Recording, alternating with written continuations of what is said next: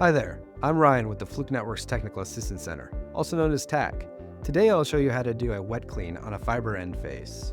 Dry cleaning is great when dealing with dust and dirt, but does very little against greasy types of debris. I just did a dry clean. Let's inspect again. Yep, still dirty. Let's move on to the wet cleaning method, utilizing the Fluke Networks solvent pen.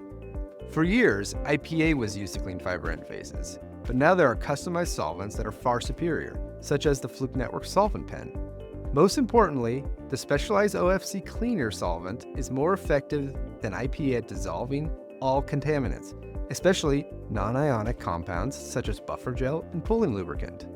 I'm going to walk you through two methods of wet cleaning. All the supplies you need to wet clean are included in our fiber optic cleaning kit. The first method is with the cleaning cube. We're going to start by pulling a clean wipe or sheet away from the cube.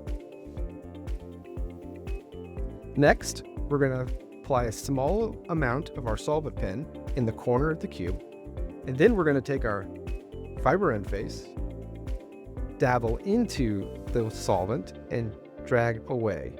Do that a couple times. Next, we're going to inspect the fiber to ensure our fiber is clean. Yes, it is clean. If necessary though, repeat the steps again on a new portion of the exposed wipe on the cube. The next method of cleaning is with a fiber optic cleaning card. First step is to remove the plastic cover from one of the cleaning zones. We're going to apply a small amount of solvent into the top left-hand corner of the card and take our fiber optic reference cable, dabble into the wet zone, and drag and follow the card. Next step is to inspect to make sure that our fiber optic is clean. Yep, clean.